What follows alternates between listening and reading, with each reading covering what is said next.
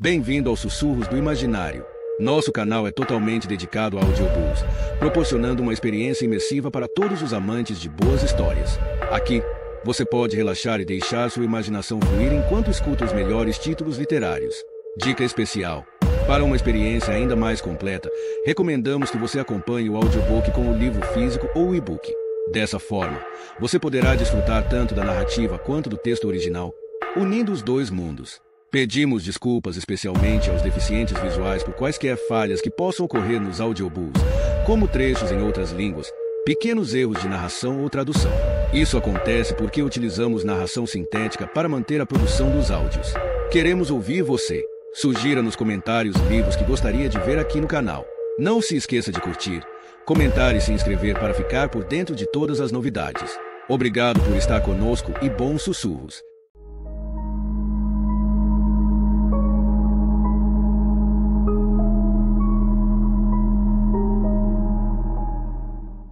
Coleção Rizzoli e Isles, escrito por Tess Gerritsen. Livro 3. O Pecador.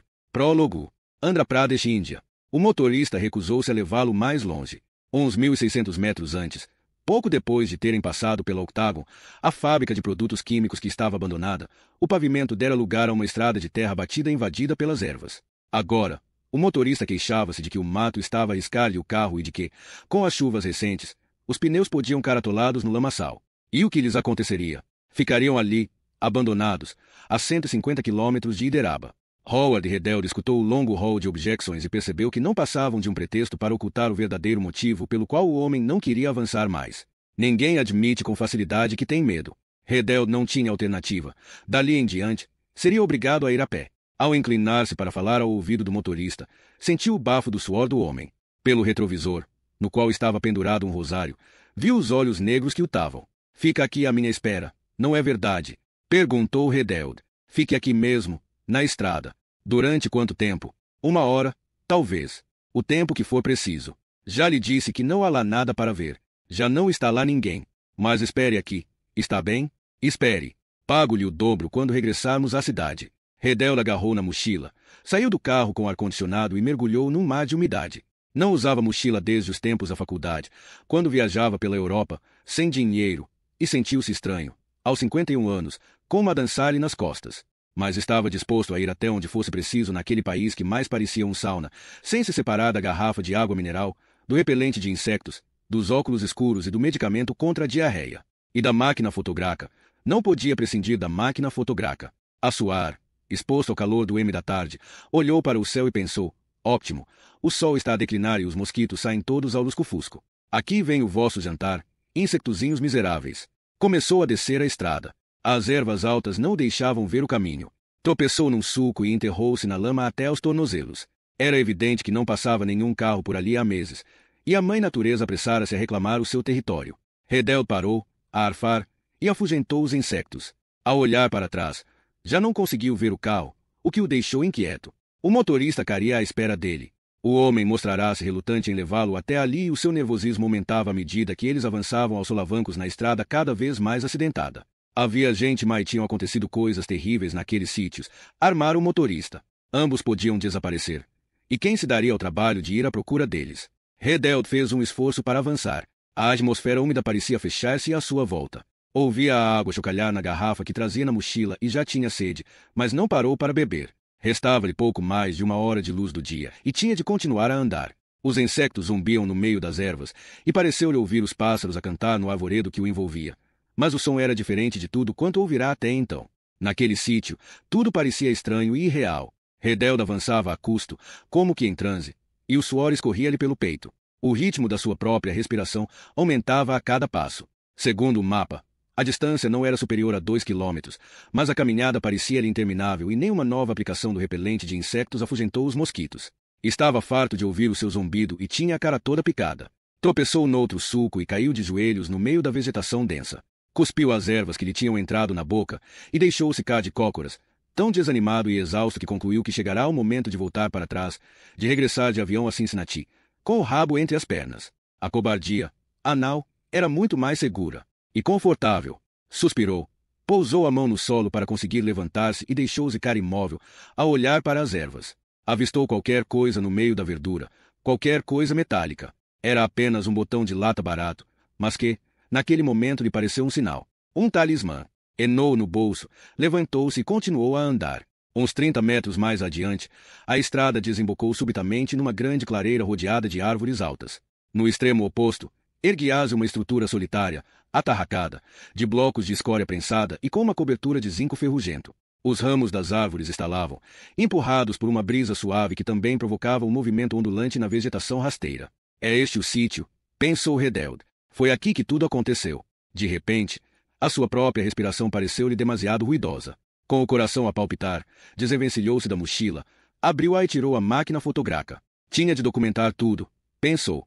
A Ontagon tentará fazer-te passar por mentiroso. Eles farão tudo o que puderem para te desacreditar. Portanto, tens de estar pronto para te defender. Tens de provar que estás a dizer a verdade. Avançou para a clareira, na direção de um monte de ramos enegrecidos. Afastou-os com os sapatos e cheirou-lhe a madeira queimada. Recuou, com um calafrio na espinha. Eram os restos de uma pira funerária. Com as mãos alagadas em suor, retirou a proteção da lente e começou a tirar fotografias. De olho colado ao visor, registrou imagens umas a seguir as outras. Os despojos queimados de uma cabana, uma sandália de criança no meio das ervas, um pedaço de tecido coruscante, de um sari. Para onde quer que olhasse, só via morte. Desviou-se para a direita, e o visor mostrou-lhe um tapete de verdura. Preparava-se para tirar mais uma fotografia, quando seu dedo se imobilizou no botão. Um vulto perpassou e desapareceu no limite da moldura. Redeld afastou a máquina dos olhos, endireitou-se e observou as árvores. Não viu nada, exceto o ondular dos ramos. Ali, seria um movimento rápido, mesmo no limite do seu campo de visão. Avistou apenas uma coisa escura, abalouçar-se no meio das árvores. Seria um macaco. Tinha de continuar a tirar fotografias. A luz do sol estava a desaparecer rapidamente. Passou por um poço de pedra e dirigiu-se para a construção com cobertura de zinco, a olhar para a esquerda e para a direita, com as ervas a roçarem-lhe nas calças. Parecia que as árvores tinham olhos e que o observavam. Ao aproximar-se da construção, verificou que as paredes estavam chamuscadas. Em frente da porta via-se um monte de cinzas e ramos calcinados. Mais uma pira funerária. Contornou-a e olhou para a entrada. A princípio, não conseguiu ver grande coisa no interior sombrio. A luz do sol estava a desaparecer rapidamente e lá dentro a escuridão era ainda maior, uma paleta de negros e cinzentos. Parou momentaneamente para que a sua vista se adaptasse. Cada vez mais espantado, apercebeu-se do brilho da água numa bilha de barro, e do cheiro a especiarias. Como era possível? Atrás dele, estalou um ramo. Redeld deu meia volta. Na clareira, encontrava-se um vulto solitário.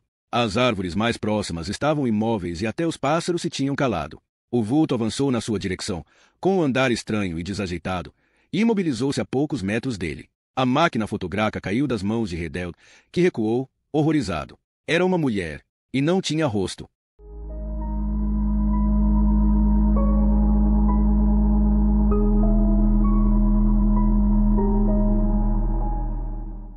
Capítulo 1.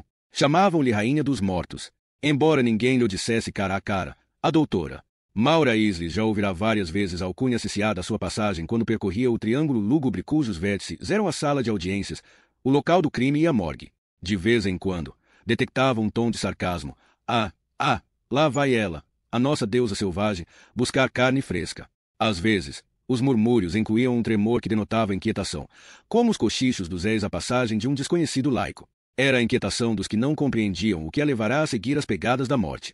Interrogavam-se se ela gostaria do que fazia. Se o contato com a carne fria e o cheiro à putrefacção a atrairiam ao ponto de virar as costas aos vivos. Na opinião deles, isto não era normal.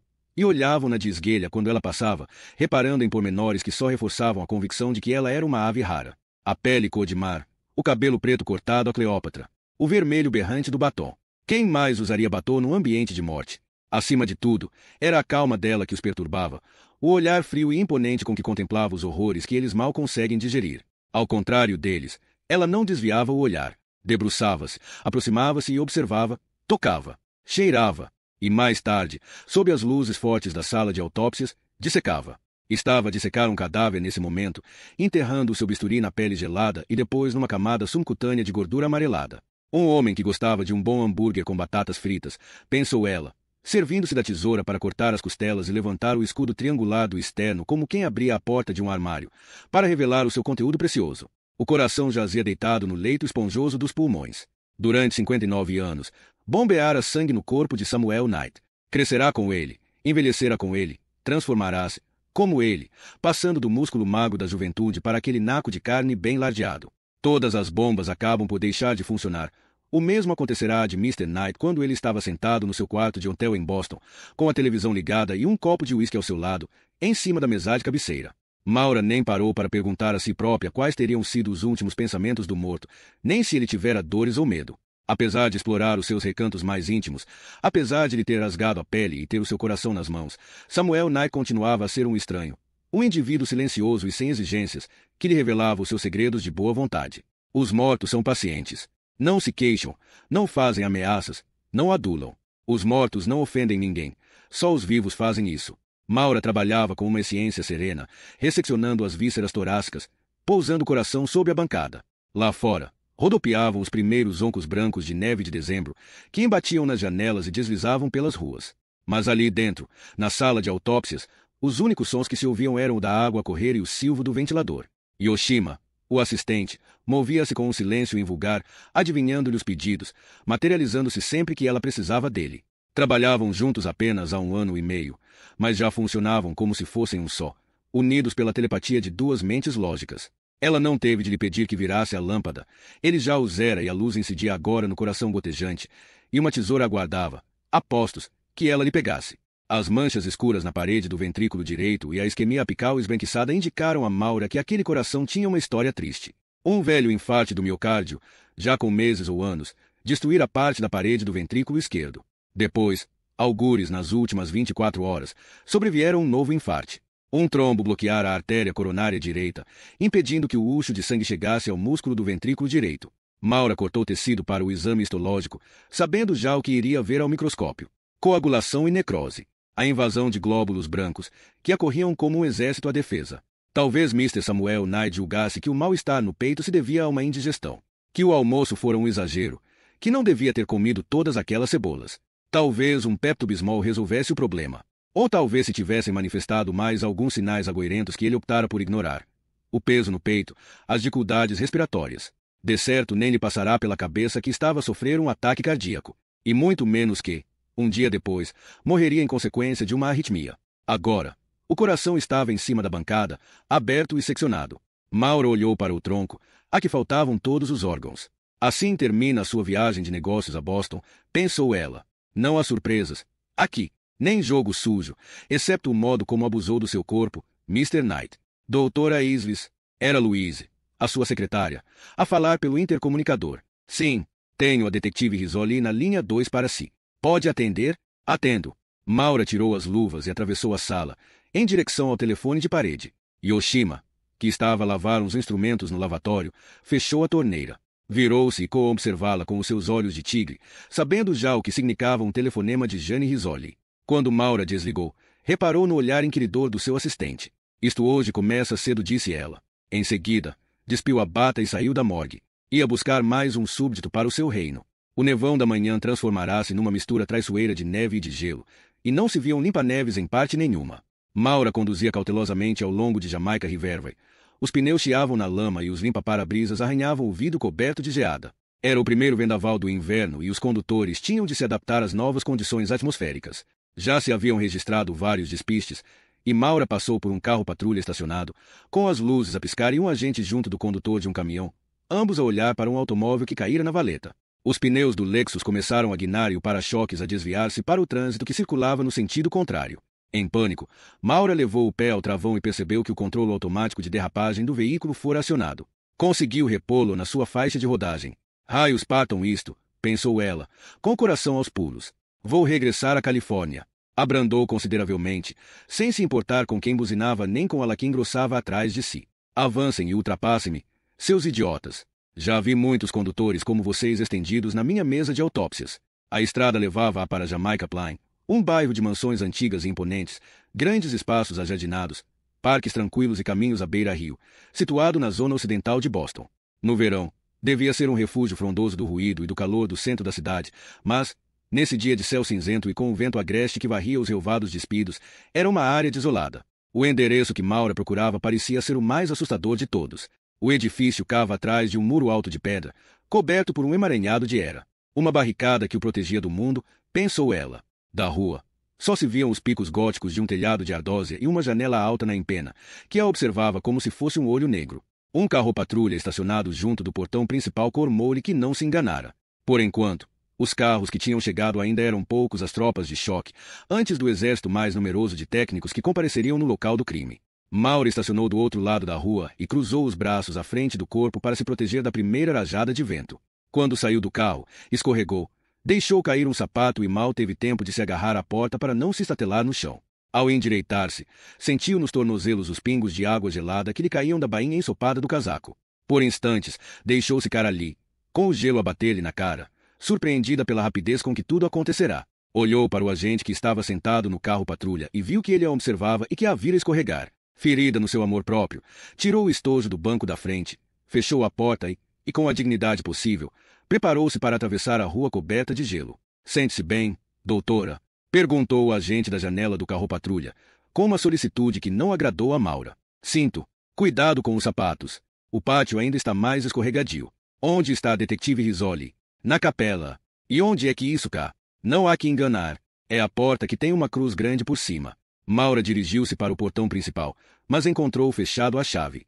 Havia uma sineta de ferro no muro, puxou a corda e o toque medieval dissipou-se lentamente até se ouvir apenas o som mais suave do granizo a cair. Mesmo por baixo da sineta, havia uma placa de bronze, cuja inscrição estava parcialmente coberta por uma pernada de era acastanhada. Abadia de Greystones, Irmãs de Nossa Senhora da Luz Divina, a colheita é farta, mas os jornaleiros são poucos. Rezai, portanto, para que os jornaleiros façam a colheita. Do outro lado do portão apareceu de repente uma mulher vestida de negro, tão silenciosa que Maura se assustou ao ver o seu rosto entre as grades. Era o rosto de uma velha, tão engelhado e vincado que parecia à beira do colapso, mas os olhos eram vivos e brilhantes como os de um pássaro. A freira não disse nada, limitando-se a fazer a sua pergunta com o olhar. Sou a doutora Isles, do Instituto de Medicina Legal, disse Maura. Foi a polícia que me pediu para vir cá. O portão abriu-se, com um guincho. Maura entrou no pátio. Procuro a detetive Risoli. Creio que está na capela. A freira apontou para o lado oposto do pátio. Em seguida, virou-lhe as costas. A arrastar os pés, dirigiu-se lentamente para a porta mais próxima, deixando Maura. Os ocos de neve rodopiavam e dançavam no meio das agulhas de granizo, como borboletas brancas fazendo rodas à volta das suas primas mais pesadonas. O caminho mais direto era atravessar o pátio, mas o pavimento empedrado estava coberto por uma camada de gelo e os sapatos de Maura, com solas escorregadias, já tinham demonstrado que não eram os mais adequados para aquela superfície. Maura optou pelo estreito corredor coberto que bordejava o pátio. Apesar de estar protegida do granizo, continuava a sentir o vento, que lhe atravessava o casaco. Estava surpreendida com o frio e pensou mais uma vez como o mês de dezembro podia ser cruel em Boston. Durante muito tempo viverá em São Francisco, onde a queda de neve era uma delícia rara e não um tormento, como estas urtigas que rodopiavam por baixo da aba do telhado e lhe picavam a cara. Encostou-se mais ao edifício e aconchegou o casaco ao corpo quando passou pelas janelas às escuras. Do outro lado do portão vinha o ruído tênue do trânsito em Jamaica Riverway. Mas ali, no interior daqueles muros, reinava o silêncio. Se não fosse a velha freira que lhe abrirá a porta, dir-se-ia que o recinto estava abandonado. Por isso, foi com surpresa que Maura viu 3 rostos a observá-la de uma das janelas. As freiras formavam um quadro silencioso, como fantasmas vestidos de escuro do outro lado dos vidros, e observavam a intrusa que se embrenhava cada vez mais no seu santuário. O olhar das 3 mulheres desviou-se à passagem de Maura. A entrada da capela estava delimitada por um cordão de tá amarela que assinalava o local do crime. A tá descaíra junto da porta e estava coberta por uma camada de gelo. Maura levantou-a, passou por baixo e abriu a porta. O disparo de uma máquina fotográfica em cheio nos olhos obrigou-a a parar. A porta fechou-se lentamente atrás dela, dissipando a imagem que se formara na sua retina. Já com uma visão mais nítida, deparou com diversos bancos de igreja dispostos em las, paredes caiadas e um crucifixo enorme pendurado por cima do altar. Era um recinto frio e austero, cujo ambiente lúgubre era acentuado pelas janelas de vitral, que deixavam entrar apenas uma nesga de luz. Pare! Tenha cuidado com o sítio onde põe os pés, disse o fotógrafo. Maura olhou para o chão de pedra e viu sangue. E pegadas, muitas e misturadas, junto de acessórios médicos. Seringas e ligaduras rasgadas. Aquilo que a equipa de uma ambulância deixará para trás. Mas não viu nenhum cadáver. Olhou mais adiante e reparou no pano branco enrolado na nave e nas manchas de sangue nos bancos. Via o bafo da sua própria respiração naquela sala gélida, e a temperatura parecia estar a descer. A sua sensação de frio aumentou quando se apercebeu de que as manchas de sangue se sucediam nas várias las de bancos e só então compreendeu o que tinha acontecido ali. O fotógrafo recomeçou a disparar a sua máquina e o aço era uma agressão para os olhos de Maura. Na parte da frente da capela, surgiu um tufo de cabelos pretos e despenteados. Era a detetive Jane Rizzoli, que se levantou e acenou. Doutora, a vítima está aqui. E que sangue é este aqui? À porta. Esse é da outra vítima, a irmã Úrsula. Os tipos da médica levaram-na para o Hospital St. Francis. Há mais sangue nessa nave central e umas pegadas que estamos a tentar conservar. Portanto, talvez seja melhor contorná-las pela sua esquerda. Mantenha-se encostada à parede. Maura parou para calçar uns sapatos de papel e depois continuou a andar ao longo do perímetro da sala, colada à parede. Só quando se afastou da primeira lá de bancos é que viu o corpo da freira, deitada de barriga para cima. O tecido do hábito era uma mancha negra num lago de sangue. As mãos já tinham sido protegidas para conservar as provas. A juventude da vítima apanhou Maura de surpresa. A freira que a receberá ao portão e as que vira à janela eram mulheres idosas. Esta era muito mais nova. Tinha um rosto etéreo, e dos seus olhos azuis claros, escancarados, emanava uma tranquilidade quase sobrenatural. Na cabeça rapada, o cabelo louro não tinha mais de 2 centímetros de comprimento. Todos os golpes terríveis tinham sido desferidos no couro cabeludo, que mais parecia uma coroa deformada. Chamava-se Camille Magines. Irmã Camille. Era de Yannis Sport, explicou Rizzoli, num tom frio e profissional. Era a primeira noviça desde há 15 anos. Tencionava fazer os votos perpétuos em maio. A detetive calou-se e depois acrescentou, com uma raiva incontrolável. Tinha apenas 20 anos. Tão nova. Pois, ele deixou-a desfeita. Maura calçou as luvas e agachou-se para examinar a destruição. A arma do crime deixará lacerações lineares no couro cabeludo. Na pele rasgada destacavam-se fragmentos de osso e uma porção de massa cinzenta. Apesar de a pele da cara estar em grande parte intacta, tinha um tom arroxeado escuro. Ela morreu de barriga para baixo. Quem é que a virou? As irmãs que a encontraram, respondeu Rizzoli, para verificarem se o coração ainda batia. A que horas é que as vítimas foram descobertas? Por volta das 8 da manhã, Rizzoli consultou o relógio de pulso. Há cerca de 2 horas. Sabe o que aconteceu? O que lhe contaram as irmãs? É difícil arrancar-lhes qualquer dado útil. Só restam 14 irmãs e todas se encontram em estado de choque. Aqui, julgam-se em segurança, protegidas por Deus. E depois, há um louco qualquer que entra por aqui dentro. Há sinais de entrada forçada. Não, mas não é assim tão difícil entrar no recinto. Todos os muros estão cobertos de era. É possível saltá-lo sem grandes problemas. Além disso, há um portão nas traseiras, que dá para um campo, onde elas têm os jardins. Qualquer um podia entrar por aí, também. E pegadas, algumas, aqui. Mas lá fora devem estar cobertas de neve. Portanto, não sabemos se ele entrou à força. Podem tê-lo deixado entrar pelo portão principal. Esta é uma ordem de clausura, doutora. Ninguém pode transpor o portão principal excepto o pároco, quando vem rezar missa e ouvi-las em confissão. E também há uma senhora que trabalha na residência paroquial. Deixam-na trazer-lhe quando não consegue arranjar quem que com ela. Mas é isto. Não entra mais ninguém sem a autorização da Madre Superiora. Elas só saem para ir ao médico ou em situações de emergência familiar. Com quem é que falou até agora? Com a Superiora, a Madre Mary Clement, e com as 2 freiras que encontraram as vítimas. O que lhe disseram? Jane Rizzoli abanou a cabeça. Não viram nada, não ouviram nada. Não creio que as outras nos consigam dizer muita coisa, também. Porque, reparou na idade delas. Isso não significa que tenham perdido as faculdades mentais. Uma teve uma trombose e 2 sofrem da doença de Alzheimer. A maioria dorme em quartos que não dão para o pátio e, portanto, não viram nada. A princípio, Maura limitou-se a inclinar-se sob o corpo de Camille, sem lhe tocar. Quis conceder à vítima um derradeiro momento de dignidade. Agora, nada te pode magoar, pensou ela. Começou a palpar-lhe o couro cabeludo e sentiu o estalido provocado pelos fragmentos de osso a deslocarem-se debaixo da pele. Golpes múltiplos, todos eles desferidos no cimo da cabeça ou na parte posterior do crânio. E as equimoses na face? É apenas lividez. É, e não vai aumentar. Então os golpes vieram de trás. E de cima. Talvez o agressor fosse mais alto. Ou ela estivesse ajoelhada. E ele estivesse num plano superior. Maura ficou imóvel, sem afastar as mãos da carne fria. Chocada com a imagem impressionante daquela jovem freira, ajoelhada aos pés do agressor que lhe golpeava a cabeça inclinada. Mas quem será o patife que anda a espancar freiras? Que raio de mundo é este? Maura estremeceu ao ouvir as palavras de Jane Rizzoli. Embora já não se lembrasse da última vez em que pusera os pés numa igreja e tivesse deixado de acreditar há uns anos, o facto de ouvir tais impropérios num espaço sagrado perturbava-a. Soava-lhe a profanação. Tal era a força da doutrinação na infância. Nem ela, para quem os santos e os milagres não passavam agora de fantasias, se atreveria a praguejar na presença da cruz.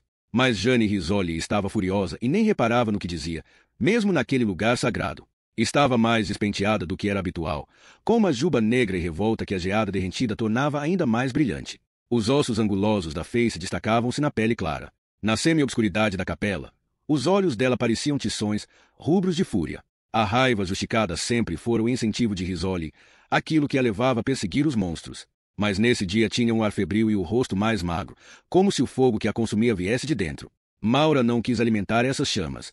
Conservou um tom desapaixonado e profissional. Era uma cientista, lidava com factos e não com emoções.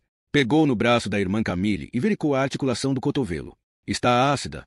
Não há rigor mortis. Menos de 5, 6 horas. Hein?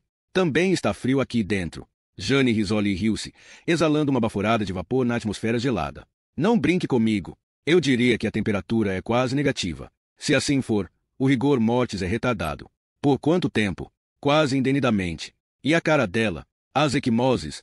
O rigor mortis pode não ter mais de meia hora. Isso não nos ajuda muito a calcular a hora da morte. Maura abriu seu estojo e tirou o termômetro para medir a temperatura ambiente. Reparou nas várias camadas de roupa da vítima e resolveu não medir a temperatura rental enquanto o corpo não fosse transportado para a morgue. O recinto estava mal iluminado. Não era um local em que ela pudesse apurar com rigor se houvera ou não abuso sexual antes de inserir o termômetro. Além disso, se lhe despisse as roupas, poderia eliminar provas. Optou por tirar uma seringa para recolher o humor vítreo, o que lhe permitiria medir os níveis de potássio e, desse modo, calcular a hora da morte. Fale-me da outra vítima, pediu Maura, ao mesmo tempo que espetava o olho esquerdo da morta e recolhia o humor vítreo com a seringa. Impressionada, Risoli gemeu e virou a cara para o lado. A vítima que foi encontrada à porta era a irmã Ursula Rowland, de 68 anos. Devia ser uma velha rija. Eles disseram que ela ainda mexia os braços quando a levaram para a ambulância. Eu e o Frost chegamos aqui precisamente quando eles iam a sair. Qual a gravidade dos ferimentos dela? Não a vi. Segundo as últimas notícias que tivemos do Hospital St. Francis, está a ser operada. Fraturas múltiplas no crânio e hemorragias cerebrais. Tal como esta vítima. Pois, como a Camille. A raiva regressara à voz de Risoli. Maura levantou-se e continuou a tremer. A bainha ensopada do casaco molhara-lhe as calças e ela sentia os tornozelos envolvidos em gelo. Como lhe haviam dito ao telefone que o local do crime não era ao ar livre, não trouxera o cachecol nem as luvas que tinha no carro. Mas aquele recinto sem aquecimento era pouco mais quente do que o pátio lá fora. Enou as mãos nas algibeiras do casaco e não percebeu como é que Risoli, que também não trouxera luvas nem cachecol, conseguia estar há tanto tempo numa capela tão fria. Aparentemente, a detetive dispunha da sua própria fonte de calor, a febre da sua indignação e, apesar de estar a car com os lábios roxos, não tinha pressa de sair dali. Por que está tanto frio aqui dentro?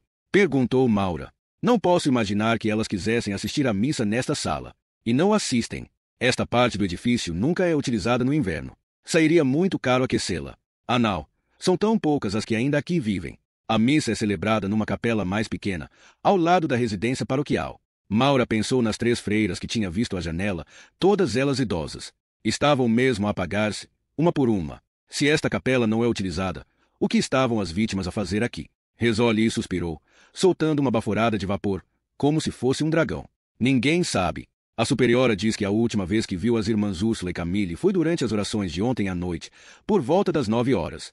Como elas não apareceram para as orações da manhã, as irmãs foram à procura. Nunca esperaram vir encontrá-las aqui. Estes golpes todos na cabeça parecem ser o resultado de um ataque de fúria, pura e simplesmente. Mas repare na cara dela, disse Risoli, apontando para Camille. Ele não a atingiu na cara.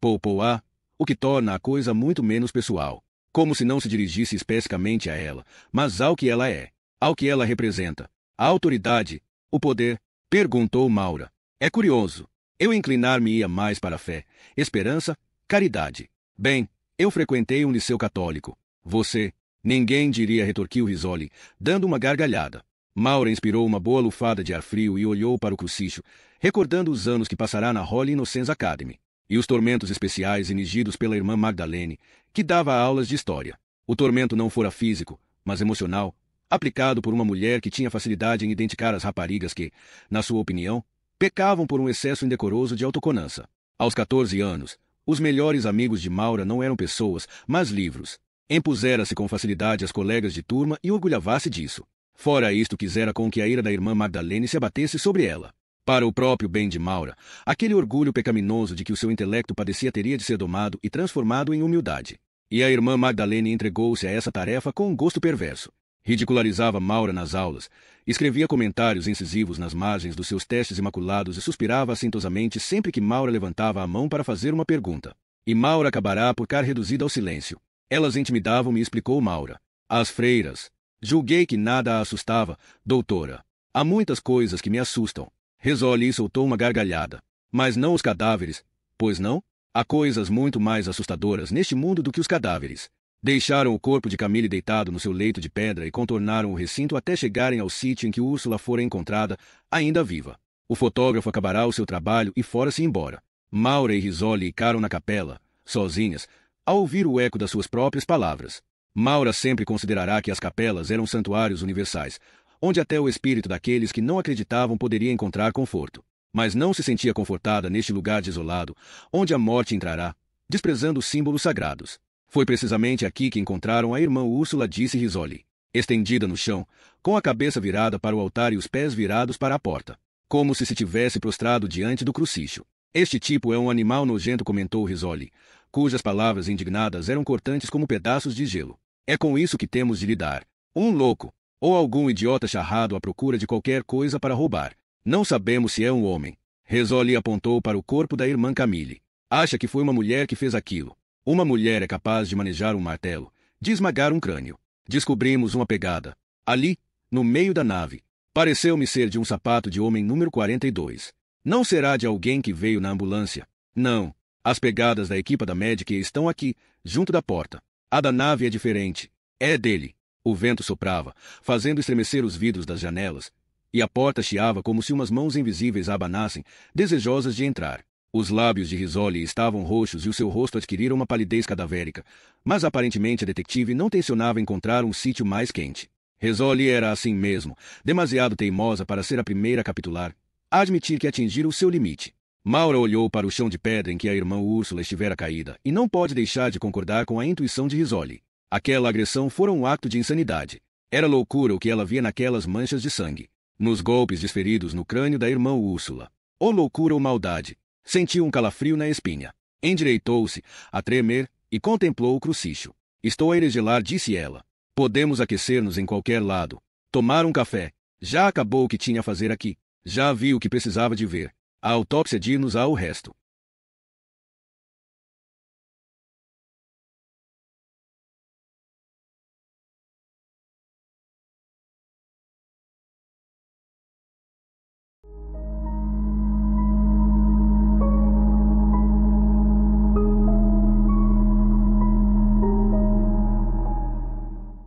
Capítulo 2. Saíram da capela, pesando atada a polícia que entretanto caíra da porta e estava revestida de gelo. O vento fustigou-lhes o casaco e o rosto enquanto percorriam a passagem coberta, com os olhos semicerrados para se protegerem das investidas impiedosas dos ocos de neve. Assim que entraram num átrio sombrio, Maura sentiu um sopro de ar um pouco mais quente no rosto entorpecido. Cheirou-lhe a ovos, a tinta velha e ao mofo de um sistema de aquecimento antigo que libertava pó. Atraídas pelo tilintar da louça, desceram um corredor mal iluminado que desembocava numa divisão inundada de luz fluorescente, um pormenor de uma modernidade desconcertante. A luz projectava-se, intensa e implacável, nas faces engelhadas das freiras sentadas à volta de uma mesa escalavrada. Eram 13, um número aziago. Estavam concentradas em quadrados de tecido com um padrão oral de cores claras, tais de seda e tabuleiros cheios de alfazema seca e pétalas de rosa. Era a hora dos lavores, pensou Maura, observando o modo como as mãos tolhidas pela artrite enchiam os saquinhos com as plantas e os atavam com o atá. Uma das freiras encontrava-se numa cadeira de rodas. Estava inclinada para o lado, com a mão esquerda enrolada como uma garra sobre o braço da cadeira, e tinha um rosto ácido que mais parecia uma máscara parcialmente derretida. A sequela cruel de uma trombose. No entanto, foi a primeira a reparar nas duas intrusas e soltou um gemido. As outras irmãs levantaram a cabeça e viraram-se para Maura e Jane Risoli. Ao contemplar aqueles rostos encarquilhados, Maura ficou surpreendida com a sua fragilidade. Não eram as imagens fortes de autoridade que recordava da sua infância. Eram expressões confusas e aturdidas que procuravam nela respostas para a tragédia que as atingira. Maura sentiu-se pouco à vontade na sua nova situação, como uma criança crescida que se apercebe pela primeira vez de que ela e os pais inverteram os papéis. Alguém me sabe dizer onde está o detetive Frost? Perguntou Jane Risoli. Quem respondeu foi uma mulher com um ar morticado, que acabará de sair da cozinha com um tabuleiro cheio de chávenas de café e pires. Vestia uma bata azul desbotada com nódoas de gordura. Na mão esquerda, um pequeno diamante destacava-se no meio da espuma da água de lavar a louça. Não era uma freira, pensou Maura, mas a empregada da residência paroquial, que cuidava daquela comunidade ainda mais débil. Ele ainda está a falar com a madre, respondeu a mulher. Inclinou a cabeça na direção da porta e soltou-se-lhe uma madeixa de cabelo castanho encaracolado que lhe caiu sobre a testa franzida. O gabinete dela é ao fundo do corredor. Eu sei o caminho, disse Risoli, com um gesto de cabeça. Saíram da sala, furtando-se aquela luz desagradável, e continuaram a descer o corredor. Maura sentiu uma corrente de ar frio, como se tivesse acabado de passar por um fantasma.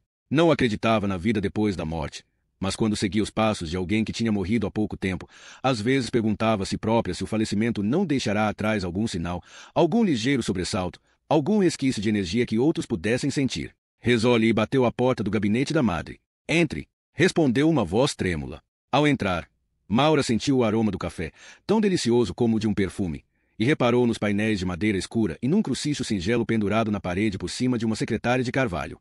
Do outro lado da secretária estava uma freira curvada, cujos olhos azuis, ampliados pelos óculos, se assemelhavam a lagos enormes.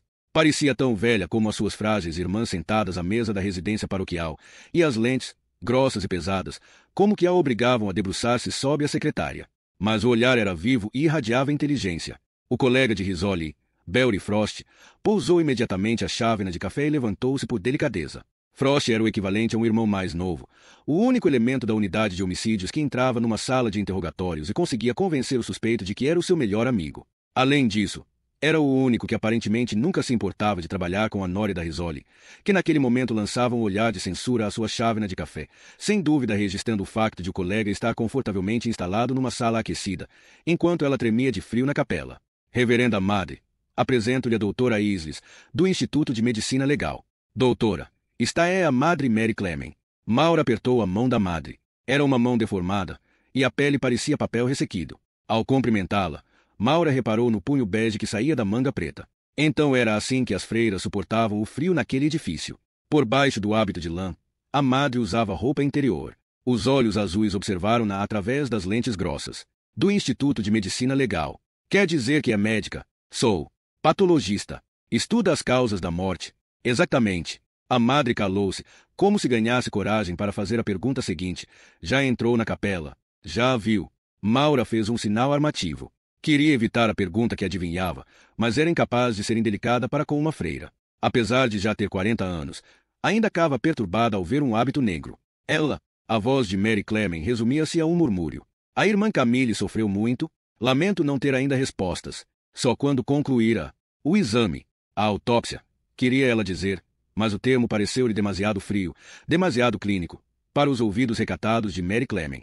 Além disso, não queria revelar a terrível verdade. Imaginava o que tinha acontecido a Camille. Alguém confrontara a jovem na capela.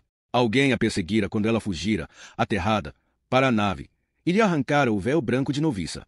Quando os golpes do agressor lhe atingiram o couro cabeludo, o sangue espirrou para os bancos, mas ela continuou a avançar, até que caiu de joelhos, derrotada, aos pés dele. Mesmo assim, o agressor não parou. Mesmo assim, continuou a espancá-la, esmagando-lhe o crânio como se fosse um ovo. Evitando o olhar de Mary Clement, Maura atou o crucifixo de madeira pendurado na parede atrás da secretária. Mas esse símbolo imponente já não foi para ela uma fonte de conforto. Ainda não vimos os quartos, atalhou Jane Risoli. Como era habitual, o seu profissionalismo veio à superfície, levando-a a concentrar-se apenas na tarefa seguinte. Mary Clement conteve as lágrimas. É verdade. Eu ia agora mesmo conduzir o detetive Frost aos aposentos delas. Estamos à sua disposição, rematou Risoli. A madre tomou a dianteira e subiu uma escada iluminada apenas pela luz do dia que entrava por uma janela de vitral. Num dia sem nuvens, o sol teria pintado as paredes com uma rica paleta de cores, mas nessa manhã invernosa só se viam sombras. Agora os quartos lá de cima estão quase todos vazios. Ao longo dos anos, fomos mudando as irmãs cá para baixo, uma por uma, disse Mary Clement, subindo devagar e agarrando-se ao corrimão como que para içar o corpo. Com receio que ela se desequilibrasse, Maura seguia atrás, retesandose sempre que a madre parava, a cambalear. O joelho da irmã Jacinta anda a incomodá-la, e também tenho de lhe arranjar um quarto cá embaixo. E agora a irmã Ellen tem dificuldades respiratórias. Já somos tão poucas. É um edifício bastante grande para conservar, disse Maura. E velho. A madre parou para recuperar o fôlego. Depois acrescentou com um sorriso triste, velho como nós. E com uma manutenção tão dispendiosa. Chegamos a pensar que teríamos de o vender, mas Deus contemplou-nos com uma solução. Qual? Recebemos um donativo, o ano passado. Agora começamos as obras de remodelação. As telhas de ardósia da cobertura são novas e isolamos o sótão. A seguir, tencionamos substituir a caldeira. Acredite ou não, este edifício está muito confortável, comparado com o que era há um ano, disse ela, olhando de novo para Maura. A madre respirou fundo e recomeçou a subir a escada, com as contas do rosário a tilintar. Chegamos a ser 45. Quando eu vim para Greystones, todos os quartos estavam ocupados, nas duas alas. Mas agora somos uma comunidade envelhecida. Quando veio para cá, reverenda madre? Perguntou Maura. Entrei como postulante com 18 anos. Havia um jovem cavalheiro que queria casar comigo. O orgulho dele ficou bastante ferido quando troquei por Deus. A freira parou e olhou para trás. Pela primeira vez, Maura reparou que ela usava um aparelho auditivo por baixo da touca. Talvez não consiga imaginar, não é verdade, doutora Isves, que eu já fui tão nova. Não, Maura não conseguia imaginar. Não conseguia imaginar que Mary Clement tivesse sido outra coisa exceto a relíquia vacilante que era agora. E muito menos uma mulher desejável, perseguida pelos homens. Quando chegaram ao cimo da escada, viram um longo corredor. Estava mais quente ali, quase agradável, talvez porque os tectos baixos e escuros conservavam mais o calor. As vigas pareciam ter pelo menos um século. A madre encaminhou-se para o segundo quarto e hesitou, com a mão no puxador da porta.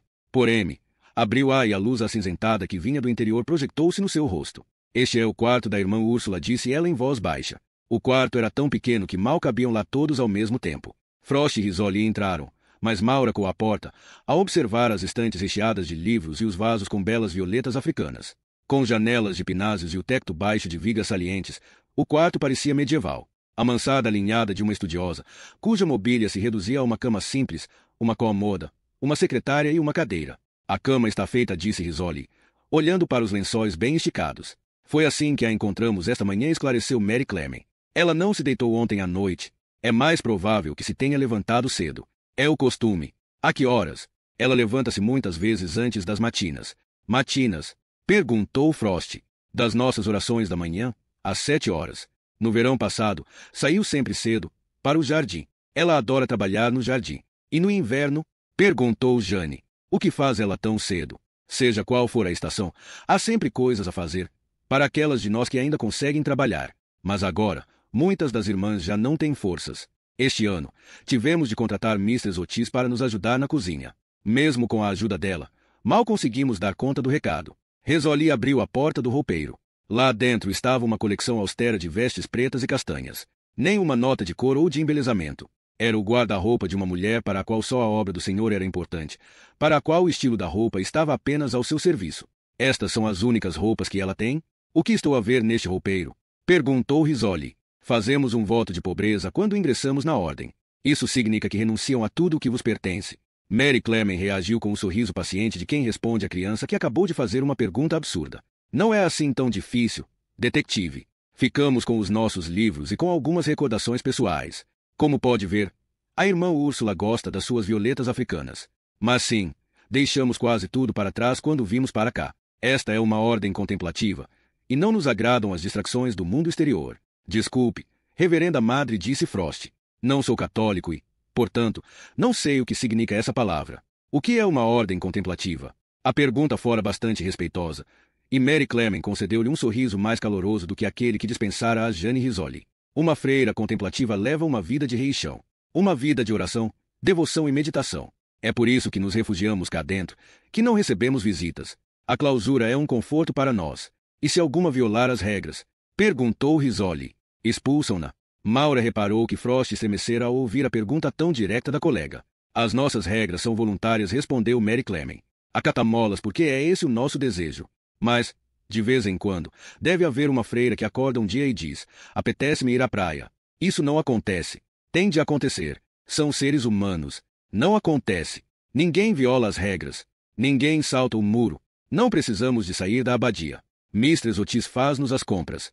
O padre Broff satisfaz as nossas necessidades espirituais. E as cartas, os telefonemas, mesmo nas prisões de alta segurança, é possível fazer um telefonema de vez em quando. Frost abanava a cabeça, com uma expressão dorida. Temos aqui um telefone. Para emergências, respondeu Mary Clement, e qualquer pessoa pode utilizá-lo. Para quê? E a correspondência? Recebem cartas. Algumas de nós optaram por não aceitar correspondência. E se quiserem enviar uma carta, a quem? Isso é importante. O sorriso de Mary Clement denotava agora tensão e cansaço. Só posso repetir o que disse, detetive. Não somos prisioneiras. Optamos por viver desta maneira. As que não concordarem com estas regras, podem sair. E o que fariam, lá fora? Talvez julgue que não sabemos o que é o mundo. Mas algumas irmãs trabalharam em escolas e em hospitais. Julguei que viver em clausura implicava não sair do convento. Às vezes, Deus convoca-nos para tarefas no exterior destes muros. Há uns anos, a irmã Úrsula sentiu seu chamamento para servir no estrangeiro e foi-lhe concedida autorização para viver lá fora e manter os seus votos. Mas voltou. O ano passado. Não lhe agradou aquilo lá fora. O mundo. A missão dela na Índia não foi fácil. E houve violência, um ataque terrorista à aldeia em que ela estava. Foi então que ela voltou para nós. Aqui, sentiu-se de novo em segurança. Ela não podia ir para a casa da família. O parente mais próximo era um irmão, que morreu há 2 anos. Agora, nós somos a família dela e Greystones é a sua casa. Quando está cansada do mundo e precisa de conforto, não vai para casa. Detetive. Perguntou a madre com ternura. Aparentemente, esta resposta desestabilizou Risoli. A detetive desviou o olhar para a parede em que estava o crucifixo. Com a mesma rapidez, olhou para outro lado. Reverenda Madre, a mulher da bata azul com nódulos de gordura estava no corredor, a olhar para elas com uma expressão neutra e indiferente. Tinham-se soltado mais algumas madeixas do seu rabo de cavalo que lhe caíam sobre a face angulosa.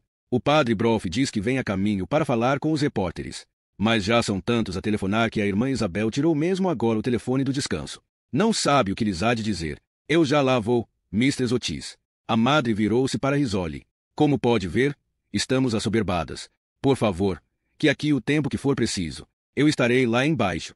Já agora, qual é o quarto da irmã Camille? Perguntou Jane. É a 4ª porta. E não está fechada a chave. Estas portas não têm fechadura. Nunca tiveram, respondeu Mike Clement. O cheiro a lexívia e a sabão foi a primeira coisa de que Maura se apercebeu ao entrar no quarto da irmã Camille. Tal como o da irmã Úrsula, tinha uma janela de pinásios que dava para o pátio e o mesmo teto baixo com vigas salientes. Mas, enquanto o quarto de Úrsula parecia habitado, o de Camille estava tão esfregado e limpo que parecia esterilizado. As paredes caiadas estavam nuas, com exceção de um crucifixo de madeira pendurado em frente da cama. Devia ser a primeira coisa que Camille via todos os dias ao acordar, um símbolo da sua existência monodirigida. Era o quarto de uma penitente. Maura olhou para o soalho e reparou que havia zonas em que, de tanto esfregar, o verniz desaparecera e a madeira estava mais clara. Imaginou a jovem e frágil Camille de joelhos, agarrada à palha de aço, a raspar. O quê? Manchas seculares, todos os vestígios das mulheres que ali tinham vivido antes dela. Céus! Exclamou Risoli. Se o asseio for uma característica da santidade, esta mulher era uma santa. Maura aproximou-se da secretária junto da janela, onde estava um livro aberto. St. Bridget of Ireland, a Biography. Imaginou Camille a ler naquela secretária antiga, com a luz do dia a dançar nas suas feições delicadas. Interrogou-se se, nos dias de calor, Camille alguma vez tirara o véu branco e se deixará cá de cabeça nua, para que a brisa que entrava pela janela lhe arejasse o cabelo louro rapado. Aqui há sangue, disse Frost. Maura virou-se e viu o detetive ao pé da cama, a olhar para os lençóis amarrotados. Jane puxou a colcha para trás, revelando manchas vermelho vivo no lençol de baixo. Sangue menstrual, esclareceu Maura. Reparou que Frost corara e virara as costas. Até os homens casados eram melindrosos quando estavam em causa pormenores íntimos do corpo das mulheres. O toque da sineta levou Maura a olhar de novo para a janela. Viu uma freira sair do edifício para ir abrir o portão. 4 pessoas de impermeável amarelo entraram no pátio. Chegaram os peritos, observou Maura. Vou ter com eles lá abaixo, disse Frost, saindo do quarto. Continuava a cair granizo que embatia nos vidros da janela, formando uma camada de gelo que impedia Maura de ver o pátio com nitidez. Mas conseguiu distinguir Frost a sair e a ir ao encontro da equipa de peritagem. Mais invasores que violavam a santidade da abadia. E, do outro lado do muro, outros aguardavam também a sua oportunidade de entrar. Maura avistou a carrinha de uma estação de televisão a passar pelo portão, de certo com as câmaras a funcionar. Como teriam dado com a morada tão depressa? Seria o cheiro da morte assim tão intenso? Virou-se para Risoli. Você é católica, Jane, não é? Risoli fungou e continuou a vasculhar no roupeiro de Camille. Eu deixei de ir à catequese. Quando é que deixou de acreditar? Mais ao menos quando deixei de acreditar no Pai Natal. Nem sequer zeu crisma, o que ainda hoje lixa o juízo ao meu pai. Céus, mas que roupeiro tão monótono. Vejamos, o que hei de vestir hoje? O hábito preto ou o castanho? Por que motivo é que uma rapariga no seu perfeito juízo havia de querer ser freira? Nem todas as freiras usam hábito. Desde o Concílio Vaticano II que é assim. Pois, mas essa coisa da castidade não mudou. Imaginem, uma vida inteira sem sexo. Não sei, disse Maura. Talvez seja um alívio deixar de pensar em homens. Não tenho a certeza de que isso seja possível. Jane fechou o roupeiro e examinou lentamente o quarto, à procura de quê? Da chave para compreender a personalidade de Camille, de uma explicação para o facto de a vida dela ter acabado tão cedo, de uma forma tão brutal. Mas ali não havia pistas visíveis. Era um quarto em que todos os vestígios da sua ocupante tinham sido eliminados. Talvez este fosse o traço mais revelador da personalidade de Camille. Uma jovem a esfregar, sempre a afastar a sujidade. O pecado. Resoli aproximou-se da cama e pôs-se de gatas para espreitar por baixo. Meu Deus! Isto aqui embaixo está tão limpo que até se podia comer no chão. O vento fez abanar a janela e o granizo fustigou os vidros. Maura virou-se e viu Frost e os membros da equipa de peritagem a dirigirem-se para a capela. Um dos técnicos escorregou de repente e levantou os braços como um patinador para tentar manter-se de pé.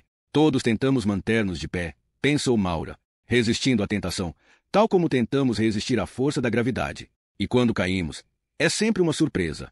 A equipa entrou na capela, e ela imaginou-os de pé, em círculo, a observar em silêncio o sangue da irmã Úrsula, rodeados de baforadas de vapor que assinalavam a sua respiração. Ouviu um baque atrás de si. Virou-se com alarmada. Resoli estava sentada no chão junto à cadeira tombada, com a cabeça entre os joelhos. Jane. Maura ajoelhou-se junto dela. Jane. A detetive afastou-a com a mão. Eu estou bem. Eu estou bem. O que aconteceu? Eu só. Acho que me levantei demasiado depressa. Estou apenas um pouco tonta. Resoli tentou endireitar-se, mas apressou-se a baixar a cabeça outra vez. Devia deitar-se. Não é preciso. Dê-me só um minuto para desanuviar. Maura lembrou-se que Risoli não estava com bom aspecto na capela. Tinha o rosto muito pálido e os lábios roxos. Nessa altura, calculou que fosse por causa do frio. Agora estavam numa sala quente e Risoli parecia igualmente esgotada. Tomou o pequeno almoço esta manhã? Perguntou Maura. Não se lembra? Sim, acho que sim. Mais ou menos. O que quer dizer com isso? Comi uma torrada. Risoli afastou a mão de Maura, recusando com impaciência qualquer tipo de ajuda. Era por causa deste terrível orgulho que às vezes se tornava tão difícil trabalhar com ela. Acho que estou a cá com gripe. Tenha certeza que não é mais nada. Risoli afastou o cabelo do rosto e levantou-se devagar. Tenho. E não devia ter bebido tantos cafés esta manhã. Quantos? 3. Talvez 4. Não está a exagerar? Eu precisava de cafeína. Mas agora sinto um buraco no estômago. Apetece-me vomitar. Eu acompanho-a à casa de banho. Não. Risoli afastou-a. Eu consigo desenvencilhar-me sozinha. Está bem? Levantou-se devagar e deixou-se cair parada por alguns instantes, como se não conasse nas suas forças. Depois, empinou os ombros. Com o assomo da sua arrogância habitual, saiu do quarto. O toque da sineta obrigou Maura a espreitar de novo pela janela. Mais uma vez, a velha freira saiu do edifício e atravessou a custo o pátio empedrado para responder à chamada. O novo visitante nem precisou de justiçar-se. A freira abriu imediatamente o portão. Um homem de sobretudo preto entrou no pátio e pousou a mão no ombro da freira. Era um gesto de conforto e de familiaridade. Dirigiram-se ambos para o edifício. O homem caminhava devagar, acompanhando o passo da velha tolhida pela artrite, de cabeça baixa como se não quisesse perder nada do que ela dizia. A meio caminho, parou de repente e olhou para cima, como se sentisse que Maura estava a observá-lo. Por instantes, os olhares de ambos cruzaram-se através da janela. Maura viu um rosto magro e impressionante e uma cabeça de cabelos negros despenteados pelo vento. E apercebeu-se de uma superfície branca, por baixo da gola levantada do sobretudo preto. Era um padre. Quando Mr. Otis anunciou que o padre Broff ia a caminho da abadia, Maura imaginara que se tratava de um homem idoso e de cabelo grisalho. Mas o indivíduo que a encarava agora era novo. Não tinha mais de 40 anos. Ele e a freira continuaram a dirigir-se para o edifício, e Maura deixou de os ver. O pátio voltou a ficar deserto, mas a neve pisada conservava as marcas de todos os que a tinham atravessado nessa manhã. A equipa de recolha da morgue estava a chegar com a maca, e as pegadas seriam ainda mais numerosas. Maura respirou fundo, temendo o regresso à capela fria e a tarefa sinistra que a aguardava. Saiu do quarto e foi ao encontro da sua equipa.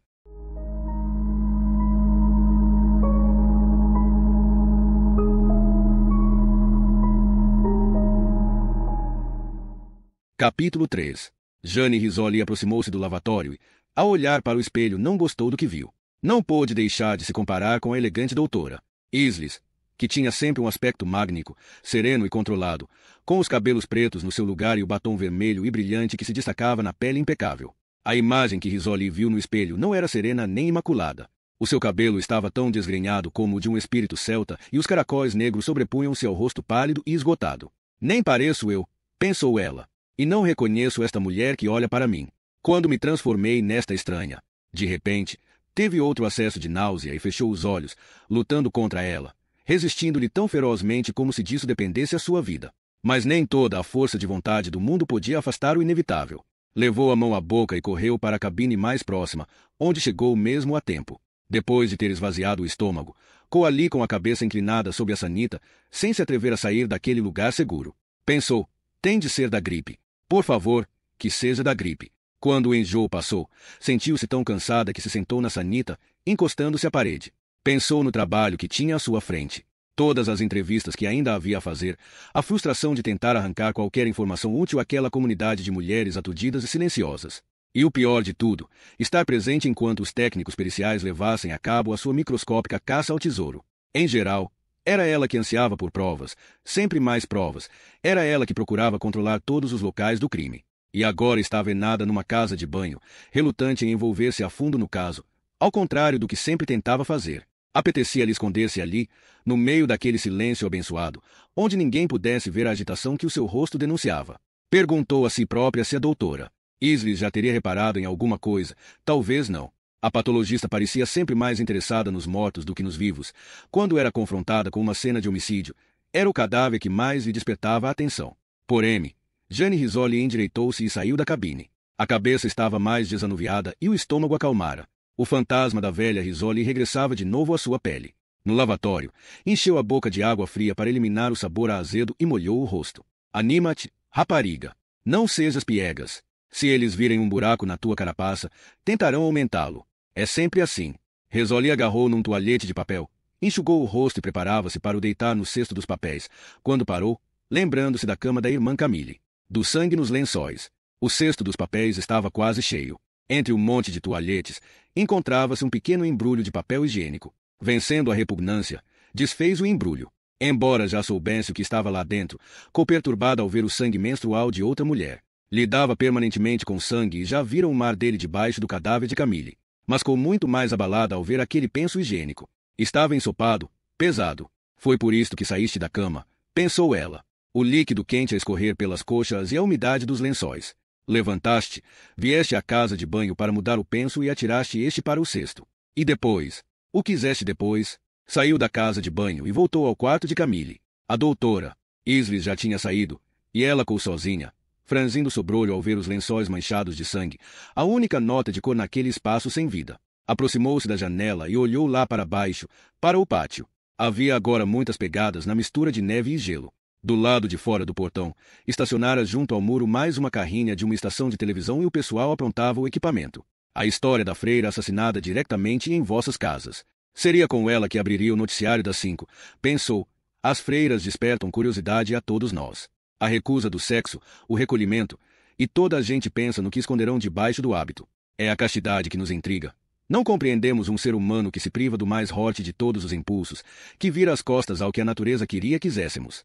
É a pureza delas que nos faz titilar. Rizzoli desviou o olhar do pátio para a capela. Era lá que eu devia estar agora, a tremer de frio com a equipa de peritagem, pensou ela, e não neste quarto a cheirar a lixívia.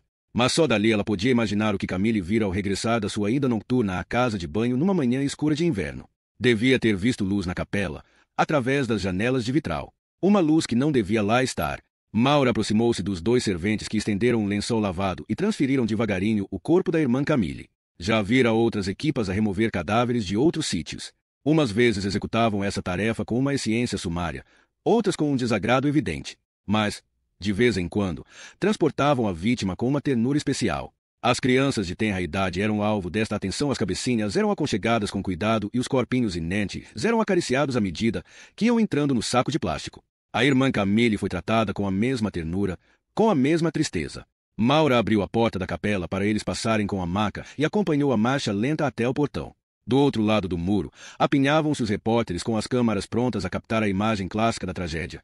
O corpo na maca e o invólucro de plástico que encerrava claramente uma forma humana. Embora o público não visse a vítima, sabia que se tratava de uma mulher jovem e, ao olhar para o saco, dissecaria mentalmente o seu conteúdo. A sua imaginação implacável violaria a privacidade de Camille como o bisturi de Maura nunca poderia fazer. Quando a maca saiu do portão, os repórteres e os operadores de câmara avançaram em círculo, ignorando o agente que os mandava afastar-se. Porém, Foi o padre que conseguiu mantê-los à distância. Com a sua gura imponente vestida de negro, saiu do portão e avançou para a multidão, sobrepondo a sua voz indignada ao ruído caótico. Esta pobre irmã não merece o vosso respeito. Por que não a respeitam? Deixe-na passar. Às vezes, até os repórteres podem ter vergonha e alguns recuaram para deixar passar a equipa de transporte. Mas as câmaras de televisão continuaram a funcionar enquanto a maca entrava na viatura. Nenhuma destas câmaras famintas se virou para a vítima seguinte, Maura, que acabará de sair do portão e se dirigiu para o seu carro, aconchegando o casaco ao corpo como se ele a protegesse da notoriedade. Doutora Isles, tem alguma declaração a fazer? Qual foi a causa da morte? Algum indício de que tenha havido abuso sexual? Assediada pelos repórteres, Maura procurou as chaves no interior da carteira e acionou o controle remoto. Assim que abriu a porta do carro, ouviu alguém a chamá-la. Mas, desta vez, era um grito de alarme. Olhou para trás e viu um homem deitado no passeio e várias pessoas debruçadas sobre ele. Temos um acidente com o operador de câmara. Gritou alguém. É preciso chamar uma ambulância. Maura fechou a porta do carro e correu para o homem caído no chão. O que aconteceu? Escorregou? Perguntou ela. Agachou-se junto do homem. Já o tinham virado de costas, e Maura viu um indivíduo encorpado, de 50 e tal anos, cujo rosto estava a escurecer. Ao lado dele, caída na neve, estava uma câmara de televisão que ostentava a sigla WVSU.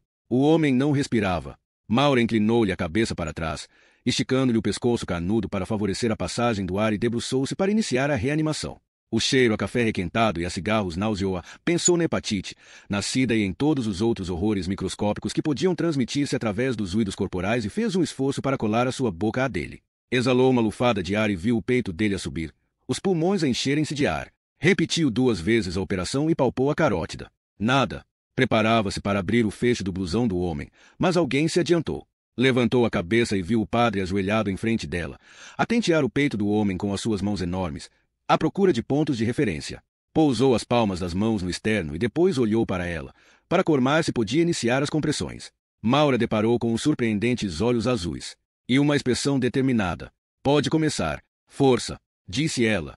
O padre iniciou a operação, contando em voz alta a medida que fazia as compressões, para que ela pudesse medir o ritmo respiratório. 1000, 2000. Não havia pânico na sua voz, apenas a contagem de um homem que sabia o que estava a fazer. Maura não precisou de lhe dar instruções. Trabalharam em conjunto como se sempre tivessem formado uma equipa, revezando-se 2 vezes para se aliviarem. Quando a ambulância chegou, Maura tinha a parte da frente das calças ensopada por se ter ajoelhado na neve e estava a suar, apesar do frio.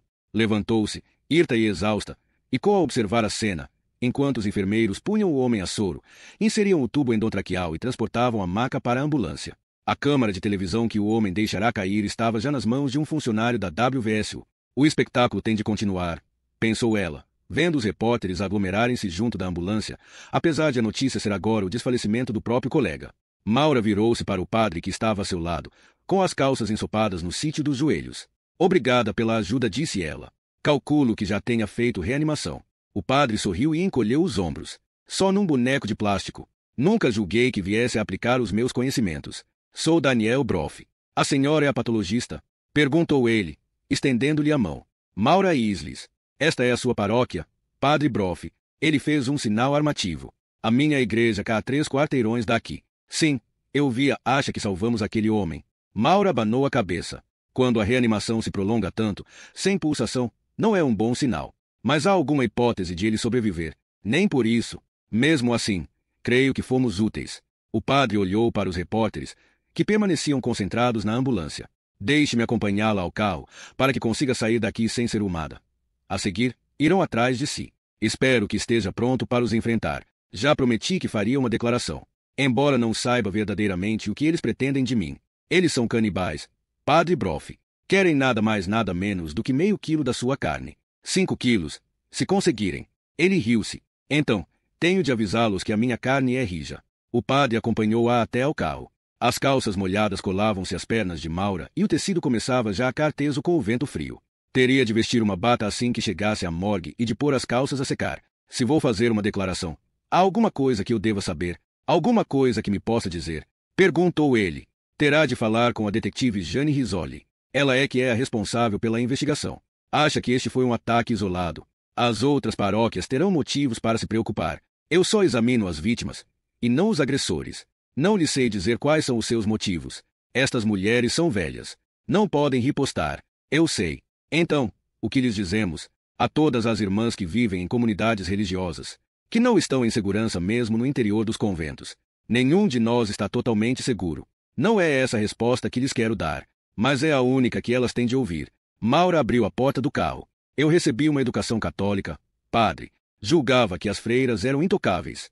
Mas acabei de ver o que fizeram à irmã Camille. Se isso pode acontecer a uma freira, então ninguém é intocável. Boa sorte com a imprensa. Tenha minha solidariedade, disse, entrando no carro. O padre fechou a porta e ficou a olhar para ela através da janela. Apesar de ter um rosto que impressionava, era aquele colarinho de padre que mais atraía a atenção de Maura. Era uma faixa branca muito estreita, mas tinha o condão de o distinguir de todos os outros homens. Tornava-o inatingível. Ele acenou-lhe. Em seguida, olhou para o grupo de repórteres que começavam a rodeá-lo. Maura viu endireitar-se, respirar fundo e ir ao encontro deles. À luz dos dados anatômicos e do conhecido historial de hipertensão do indivíduo, é minha opinião que esta morte se deveu a causas naturais. A sequência mais provável dos acontecimentos foi um infarte do miocárdio agudo, que ocorreu nas 24 horas anteriores à morte, seguido por uma arritmia ventricular, que foi o acontecimento terminal. Causa presumível da morte, arritmia fatal na sequência de um infarte do miocárdio agudo. Ditado por Maura Isles, médica, Instituto de Medicina Legal, Comunidade do Massachusetts. Maura desligou o ditafone e olhou para os diagramas já impressos em que registrara os pontos de referência do corpo de Samuel Knight. A velha cicatriz da apendicectomia. As manchas de lividez nas nádegas e na parte de baixo das coxas, onde o sangue se concentrara durante as horas em que ele permanecerá sentado na cama, já sem vida. Não havia testemunhas dos últimos momentos de Mr. Knight no seu quarto de hotel, mas Maura conseguia imaginar o que lhe passará pela cabeça. Uma palpitação súbita no peito. Após alguns segundos de pânico, ele percebe que a palpitação vem do coração. E, em seguida, um desfalecimento gradual até a escuridão total. Foste um dos casos fáceis, pensou ela. Um ditado rápido, e Mr. Samuel Knight podia ser posto de parte. Este breve encontro terminaria com a rubrica dela no relatório da autópsia. Havia mais relatórios no seu cesto, um monte de ditados transcritos que precisavam que ela os revisse e assinasse. Mas aguardava a mais uma conhecida, armazenada no frio. Camille Magines, cuja autópsia estava marcada para as 9 horas da manhã seguinte, para que Risoli e Frost pudessem assistir. Maura folheava os relatórios, fazendo correções nas margens, mas continuava a pensar em Camille. O frio que sentirá na capela, nessa manhã, ainda não a abandonara e, apesar de estar sentada a secretária, conservava a camisola para se proteger da recordação dessa visita. Levantou-se da cadeira para ver se as calças de lã que deixará em cima do aquecedor já estavam secas. Mais ou menos, pensou. Desatou o cordão à pressa e despiu a bata que usará durante toda a tarde.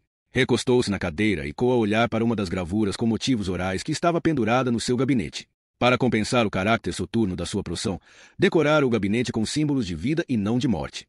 Ao canto, estava uma gueira envasada, a feliz contemplada com as discussões e a atenção permanente de Maura e Louise. Na parede, havia gravuras emolduradas de oures, um ramo de peônias brancas e íris azuis. Outro com uma jarra de rosas, tão cheias de pétalas que os caules cediam ao peso. Quando os dossiês se acumulavam em cima da secretária, quando a pressão da morte parecia insuportável, Maura olhava para aquelas gravuras e pensava no seu jardim, no cheiro à terra e no verde vivo da vegetação primaveril. Pensava naquilo que crescia e que não estava a morrer. Afastava a imagem da decadência. Mas nesse dia de dezembro, nunca a primavera lhe parecerá tão distante. A chuva gelada batia na vidraça, e Maura receava a ida para casa.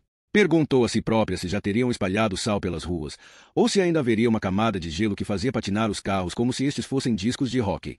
Doutora Isles, chamou Louise pelo intercomunicador. Sim, está ao telefone um tal Dr. Banks para falar consigo.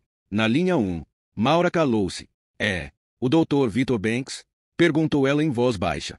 Diz que pertence à organização de beneficência on Earth International. Maura não disse nada, de olhar show no telefone e com as mãos imóveis em cima da secretária. Mal ouvia a chuva bater na janela. Escutava apenas o bater do seu próprio coração. Doutora Isles, é uma chamada interurbana. Não, ele já tinha deixado uma mensagem.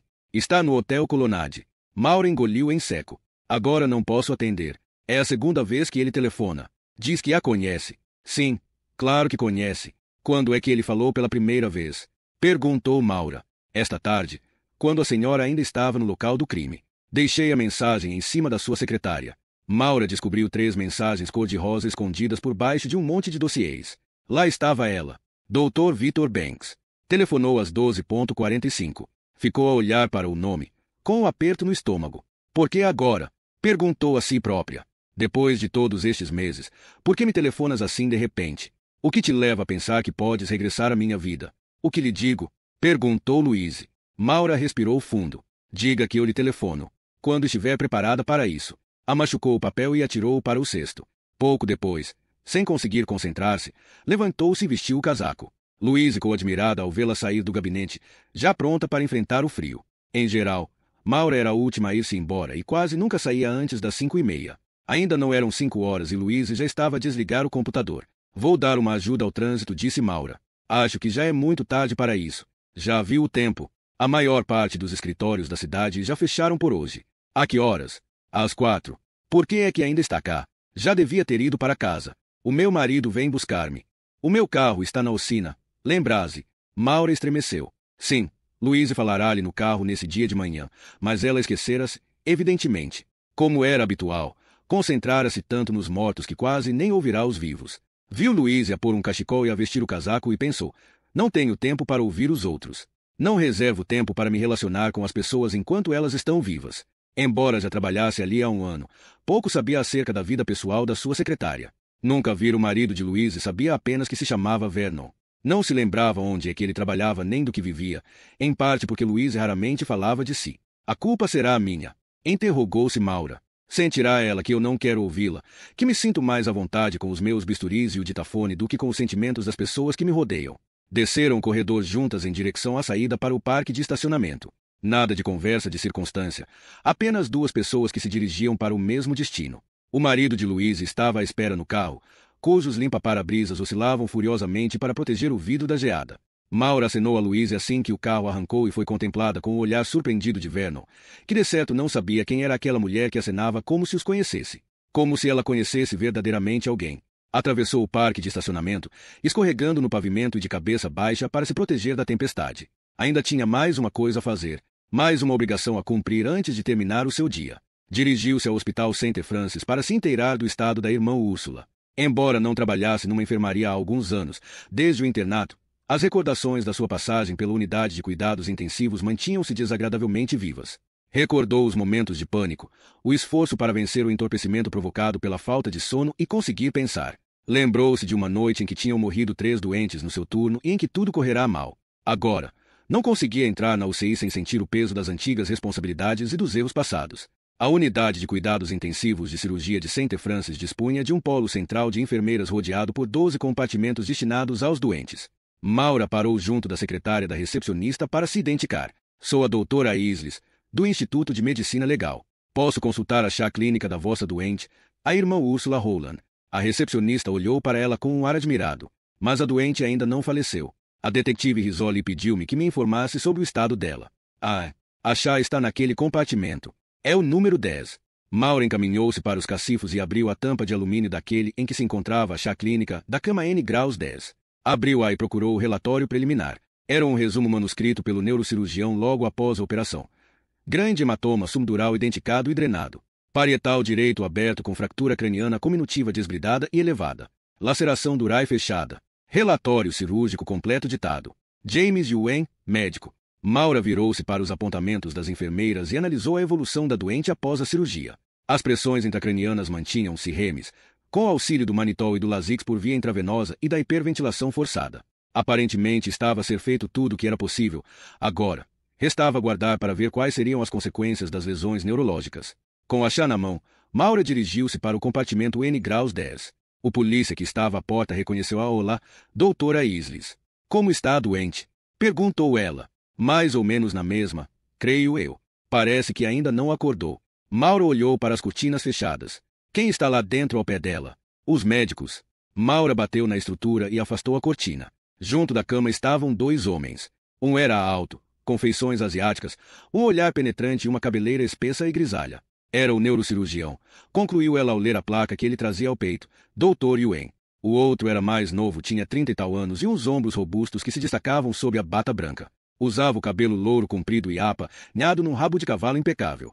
O Fábio da medicina, pensou Maura, olhando para o rosto bronzeado e para os olhos cinzentos encovados do médico. Desculpe interromper, disse ela. Sou a doutora Isles, do Instituto de Medicina Legal.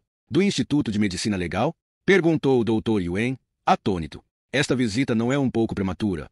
A responsável pela investigação pediu-me que viesse ver a vossa doente. Como sabem, a outra vítima. Sim, ouvimos dizer. Amanhã vou fazer a autópsia. Queria comparar o padrão de ferimentos destas duas vítimas. Não creio que consiga ver grande coisa. Pelo menos agora, depois da operação. Ficará mais elucidada se consultar as radiografias e as TACS que ela fez quando deu entrada no hospital. Maura olhou para a doente e concordou com ele. A cabeça de Úrsula estava coberta de ligaduras e os ferimentos já tinham sido alterados devido à cirurgia. Em coma profundo, a freira respirava com a ajuda de um ventilador. Ao contrário da elegante Camille, Úrsula era uma mulher grande, de ossos largos e com o rosto redondo e simples de uma camponesa. Sobre os braços carnudos via-se um emaranhado de tubos.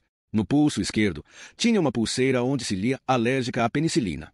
E uma cicatriz feia, grossa e esbranquiçada no cotovelo direito, a sequela de um antigo ferimento mal suturado. Seria uma recordação do seu trabalho no estrangeiro. Interrogou-se Maura. Fiz o que pude na sala de operações, disse Yuen. Agora, tenhamos esperança que aqui o Dr. Sutcliffe consiga evitar as complicações clínicas.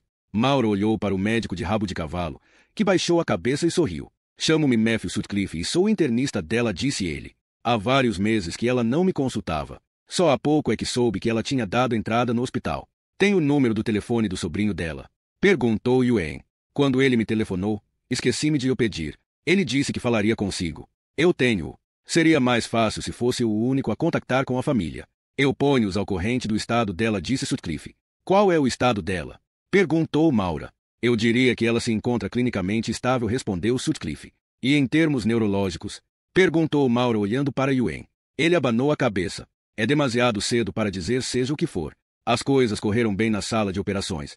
Mas, como eu estava aqui a dizer ao Dr. Sutcliffe, se ela recuperar a consciência, e isso pode não acontecer, é provável que não se lembre dos pormenores da agressão. A amnésia retrógrada é vulgar nas lesões cerebrais. O médico olhou para o bíper quando este deu sinal. Desculpe, mas tenho de atender essa chamada. O Dr. Sutcliffe pode pô-la ao corrente do historial clínico dela. E, com duas passadas rápidas, o Dr. Yuen saiu do quarto. Sutcliffe estendeu o estetoscópio a Maura. Pode examiná-la, se quiser. Ela pegou no aparelho e aproximou-se da cama. Por instantes, limitou-se a ver o peito de Úrsula a subir e a descer. Era raro examinar os vivos. Teve de fazer uma pausa para rememorar as suas competências clínicas, consciente de que o Dr. Sutcliffe saberia avaliar até que ponto ela estava desabituada de examinar um corpo cujo coração ainda batia. Trabalhará com os mortos durante tanto tempo que se sentia desajeitada na presença dos vivos. Sutcliffe estava à cabeceira da cama. Era uma gura imponente, de ombros largos e olhar penetrante. Observou-a enquanto ela apontava a lâmpada de fenda aos olhos da doente, lhe palpava o pescoço e lhe passava os dedos pela pele quente. Tão diferente do frio da carne refrigerada. Maura hesitou. Não há pulsação na carótida do lado direito. O quê? Há uma pulsação forte no lado esquerdo, mas não no direito. Maura pegou na chá clínica e abriu-a nos apontamentos da sala de operações. Ai, o anestesista fala aqui nisso. Nota-se a ausência da artéria carótida direita. Muito provavelmente uma variação anatômica normal. O médico franziu o sobrolho e corou. Tinha-me esquecido disso. Então já sabia que não havia pulsação deste lado. É congênito. Maura pôs o estetoscópio nos ouvidos e levantou a camisa da doente, expondo os seios volumosos de Úrsula. A pele era ainda clara e jovem, apesar dos seus 68 anos. Ao longo de décadas, o hábito protegera-a do desgaste provocado pelos raios solares. Encostando o diafragma do aparelho ao peito de Úrsula, Maura sentiu os batimentos remes e vigorosos do coração. O coração de uma sobrevivente, a bombear, invencível. Uma enfermeira enou a cabeça no compartimento. Dr. Sutcliffe. Telefonaram dos raios-x a avisar que a radiografia ao tórax está pronta. Se quiser ir vê-la lá abaixo. Obrigado. O médico olhou para Maura. Também podemos ver as radiografias do crânio, se quiser. Desceram no elevador com 6 jovens vestidas de cores claras, com um aspecto fresco e de cabelos lustrosos, sempre a rir e a lançarem olhares de admiração ao Dr. Sutcliffe. Apesar de ser um homem atraente, o médico parecia indiferente à atenção delas, concentrado, com um ar solene, nos números dos pisos. O encanto de uma bata branca, pensou Maura, lembrando-se dos seus tempos de adolescente, quando trabalhava como voluntária no Hospital St. Luke em São Francisco. Os médicos pareciam-lhe intocáveis, inatingíveis. Agora que ela própria era médica, sabia muito bem que a bata branca não a impediria de cometer erros. Não lhe garantiria a infalibilidade. Olhou para as jovens e pensou em si própria com 16 anos não risonha, como estas raparigas, mas silenciosa e grave. Já nesse tempo tinha consciência do lado sombrio da vida e se sentia instintivamente atraída por melodias tristes. As portas do elevador abriram-se e as jovens saíram, Um grupo alegre de cor-de-rosa e branco, deixando Maura e Sutcliffe sozinhos. Elas cansam-me, disse ele. Aquela energia toda. Quem me dera ter uma 10ª parte dela, sobretudo depois de uma noite de serviço. Tem muitas noites de serviço? Funcionamos em sistema de rotatividade. Aposto que os seus doentes não esperam que você ande a correr. Não é como a sua vida aqui nas trincheiras. Ele riu-se. De repente, transformou-se num sursta louro e sorridente. Vida nas trincheiras. Às vezes é assim que me sinto. Na linha da frente, as radiográs já estavam à espera deles em cima do balcão. Sutcliffe levou o envelope grande para a sala de visualização. Colocou várias chapas no visor e ligou o interruptor. A luz mostrou as imagens de um crânio. As linhas de fratura entrecruzavam-se no osso como raios durante uma trovoada. Maura detectou 2 pontos distintos de impacto. O primeiro golpe atingira o osso temporal direito e provocara uma pequena sura na direção do ouvido. O segundo, mais forte, atingira a zona posterior e comprimira a zona achatada do crânio, empurrando o ar para dentro. Ele bateu-lhe primeiro na parte lateral da cabeça, disse ela. Como sabe que essa foi a primeira agressão? Porque a primeira linha de fratura impede a propagação da fratura resultante de uma segunda agressão. Maura apontou para as linhas de fratura. Está a ver como esta linha acaba precisamente aqui, onde atinge a primeira linha de fratura. A força do impacto não consegue que ela passe para o outro lado. Isso indica-me que este golpe na têmpora direita foi o primeiro. Talvez ela estivesse a virar-se. Ou então não o viu, porque ele apareceu de lado. Ele apanhou-a de surpresa, disse Sutcliffe. E isso teria sido suficiente para deixar vacilante. Depois, desferiu o segundo golpe, mais atrás. Aqui continuou Maura, apontando para a segunda linha de fratura. Foi um golpe mais forte, concluiu ele. Comprimiu a zona achatada do crânio. Sutcliffe retirou as radiográs do visor e concentrou-se nas TACS. A tomografia axial computadorizada permitia visualizar o interior do crânio humano, revelando o cérebro fatia por fatia. Maura viu uma bolsa de sangue que escorrera de vasos dilacerados. O aumento da pressão sanguínea devia ter apertado o cérebro. Era uma lesão potencialmente tão devastadora como a de Camille. Mas a anatomia e a resistência humana são variáveis. Enquanto a freira muito mais nova sucumbira aos ferimentos, o coração de Úrsula continuava a bater e o corpo não queria libertar-se da alma. Não era um milagre, apenas uma daquelas singularidades do destino, como a criança que sobrevive a uma queda da janela de um 6º andar e sofre apenas uns arranhões. Espanta-me que ela tenha sobrevivido, comentou em voz baixa. Também a mim. Maura olhou para Sutcliffe. A luz do visor iluminou metade da cara do médico, revelando-lhe a face angulosa. Estes golpes destinavam-se a matar.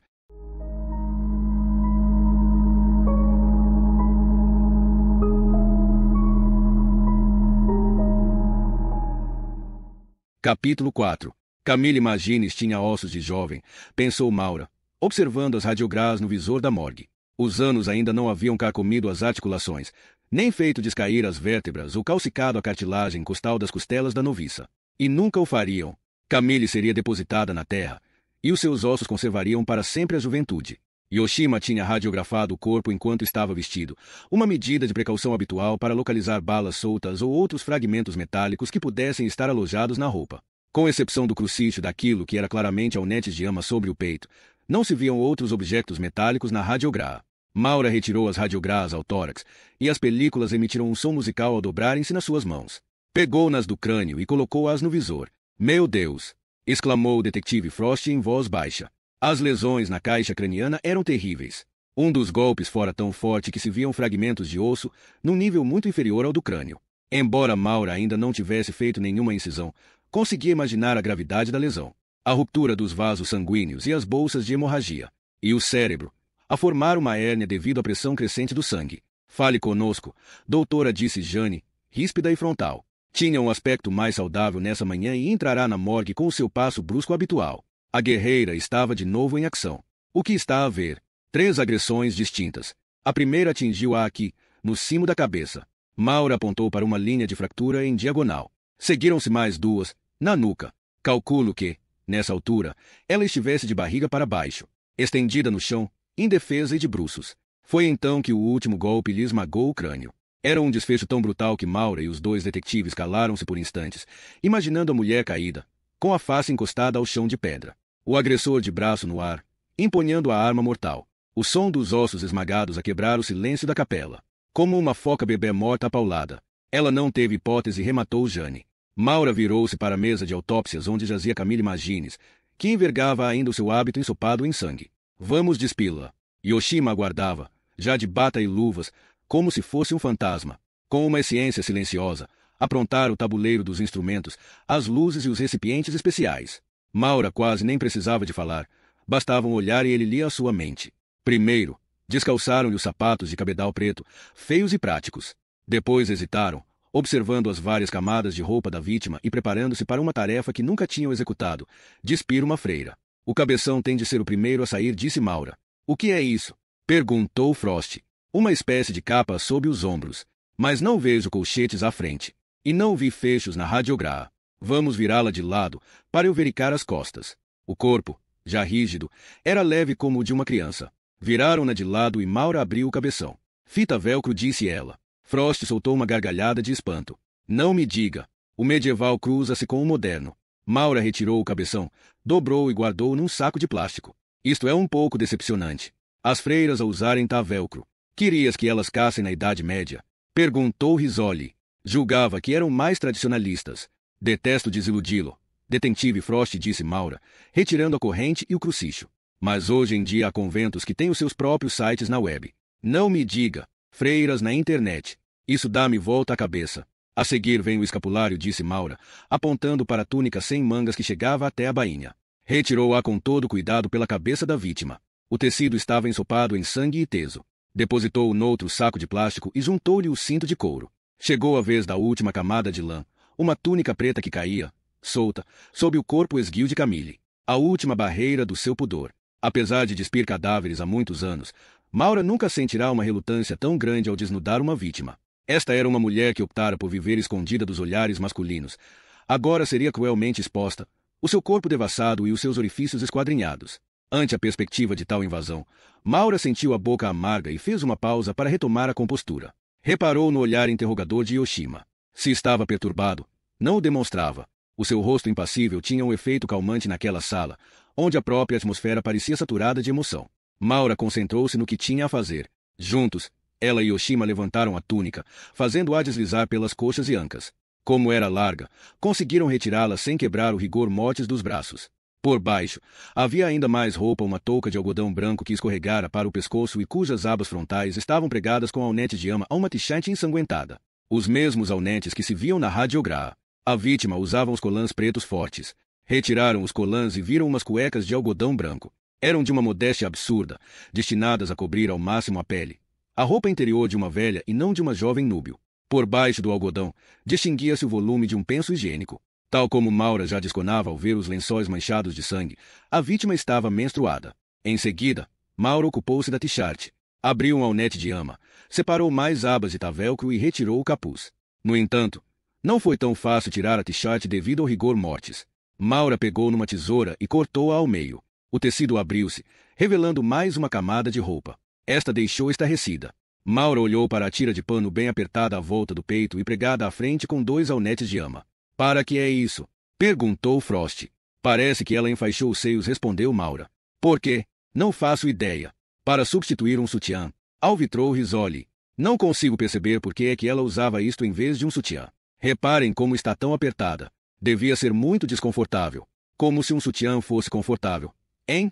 Rosnou Risoli. Não será mais uma peça de vestuário religioso. Uma parte do hábito? Perguntou Frost. Não. É uma ligadura elástica vulgar. A mesma que se compra numa farmácia para ligar um tornozelo deslocado. Mas, como havemos de saber o que costumam usar as freiras? Não. Elas podiam usar renda preta e tule por baixo dessa roupa toda. Ninguém se riu. Maura olhou para Camille, de repente, coabalada com o simbolismo dos seios ligados. Os traços femininos disfarçados, suprimidos, apertados até a submissão. O que passará pela cabeça de Camille para ligar o peito, para encostar o tecido elástico à pele? Sentir-se-ia mais limpa, mais pura. Com os seios disfarçados pela ligadura, com as curvas eliminadas, com a sexualidade negada. Maura abriu os 2 alnetes de ama e depositou-os no tabuleiro. Em seguida, com a ajuda de Yoshima, começou a desenrolar a ligadura, desnudando sucessivas orjas de pele. Mas nem o elástico conseguiu poupar a carne saudável. Quando a última faixa se soltou, revelando uns seios jovens e maduros, a pele ostentava as marcas do tecido. Outras mulheres teciam orgulhado de uns seios como aqueles. Camille Magines esconderá-os, como se envergonhasse deles. Faltava retirar uma única peça de roupa. As cuecas de algodão. Maura fez escorregar o elástico pelas ancas e pelas coxas. O penso higiênico, colado à roupa interior, tinha uma pequena mancha de sangue. É recente, observou Risoli. Parece que ela tinha acabado de mudar. Mas Maura não estava a olhar para o penso higiênico. Estava concentrada no abdômen sem cor, ácido e solto entre os ossos das ancas. Estrias acinzentadas atravessavam a pele descorada. Por instantes, não disse nada, tentando interpretar em silêncio o significado daquelas estrias. E pensou, também, nos seios ligados. Virou-se para o tabuleiro em que depositara a ligadura elástica e desenrolou-a devagar, inspecionando o tecido. O que procura? Perguntou Risoli. Manchas, respondeu Maura. Já viu sangue? Não são manchas de sangue. Maura calou-se. Na ligadura aberta haviam-se círculos escuros em que o líquido secara. Meu Deus! Pensou ela. Como é possível? Olhou para Yoshima. Vamos prepará-la para um exame ginecológico. O assistente franziu o sobrolho. Vamos quebrar o rigor mortis, ela não tem muita massa muscular. Camille era magra, o que lhes facilitaria a tarefa. Yoshima mudou-se para a outra extremidade da mesa. Enquanto Maura segurava a pelvis, ele enou as mãos por baixo da coxa esquerda e tentou entir a anca. Quebrar o rigor mortis era tão brutal como soava a ruptura forçada das brás musculares rígidas. Não era um processo agradável e deixou Frost visivelmente horrorizado. O detetive afastou-se da mesa e ficou lívido. Yoshima empurrou com força e Maura sentiu o estalo do músculo a rasgar-se, transmitido através da pelvis. Que horror! Exclamou Frost, virando-se para o lado. Mas foi Risoli que se dirigiu a cambalear para a cadeira que estava junto do lavatório e pôs a cabeça entre as mãos. Risoli, a estoica, que nunca se queixava do que via ou cheirava na sala de autópsias, parecia agora incapaz de digerir aqueles preliminares. Maura passou para o outro lado da mesa e continuou a segurar a pelvis, enquanto Yoshima manipulava a coxa direita. Até ela se sentiu nauseada quando tentavam quebrar a rigidez. De todas as provações que sofrerá durante o estágio, o contato com a cirurgia ortopédica fora o que mais a consternara. Perfurar e serrar os ossos, a força bruta que era necessária para desarticular as ancas. E agora sentia a mesma repulsa ao ouvir o músculo a estalar. De repente, a anca direita ectiu-se e até a expressão habitualmente impassível de Yoshima denunciou um certo desagrado. Mas não havia outra maneira de visualizar os órgãos genitais. E Maura queria colmar a sua suspeita o mais depressa possível. Viraram as duas coxas para fora e Yoshima apontou uma luz diretamente para o períneo. O sangue tinha coagulado no canal vaginal, sangue menstrual normal, como Maura teria inferido antes. Agora, estava petricada com o que via. Com um pedaço de gaze, limpou o sangue para inspecionar a mucosa que estava por baixo. Há um rasgão vaginal do 2º grau às 6 horas, disse ela. Quer mechas? Quero. E teremos de fazer uma remoção em bloco. O que se passa? Perguntou Frost. Maura olhou para ele. Não faço isto muitas vezes, mas vou retirar os órgãos pélvicos de uma só vez. Cortar o osso púbico e tirar tudo. Acha que ela foi abusada sexualmente? Maura não respondeu. Contornou a mesa e tirou um bisturi do tabuleiro. Aproximou-se do tronco e começou a fazer uma incisão em Y. Doutora Isles. Chamou Louise pelo intercomunicador. Sim, tem uma chamada na linha 1. É outra vez o Dr. Victor Banks, daquela organização, a ONARF. Maura com o imóvel, com o bisturi na mão. Aponta a aurar a pele. Doutora Isles. Insistiu Louise. Não estou disponível. Digo-lhe que lhe telefona mais tarde. Não. É a 3ª vez que ele liga hoje. Perguntou se podia telefonar-lhe para casa. Não lhe dei o número do telefone da minha casa. A resposta soou mais ríspida do que ela desejava, e Yoshima virou-se para olhar para ela. Maura sentiu que Frost e Risoli também a observavam. Ganhou fôlego e acrescentou, mais calma. Diga ao Dr. Banks que não estou disponível e continue a dizer o mesmo até ele parar de telefonar. Fez-se uma pausa. Está bem. Doutora Isis respondeu por M. Louise, um pouco agastada com a troca de palavras. Era a primeira vez que Maura lhe falava num tom tão ríspido, e teria de ser ela a arranjar maneira de limar a aresta e reparar os danos. A conversa deixará-a agitada. Olhou para o tronco de Camille Magines, tentando concentrar-se de novo na tarefa que tinha em mãos, mas os seus pensamentos estavam dispersos e faltava-lhe reza na mão. Os outros deram por isso. Por que é que a ONARF anda a telefonar-lhe? Perguntou Risoli. Quer angariar donativos? Isto não tem nada a ver com a ONARF. Então o que é? Insistiu Risoli. Esse tipo anda atrás de si? É apenas uma pessoa que tento evitar. Parece que ele é muito persistente. Nem imagina. Quer que eu o afaste? Que o mande àquela parte? Não era só a detetive que falava assim. Era também a mulher, que não tinha paciência para aturar homens dominadores.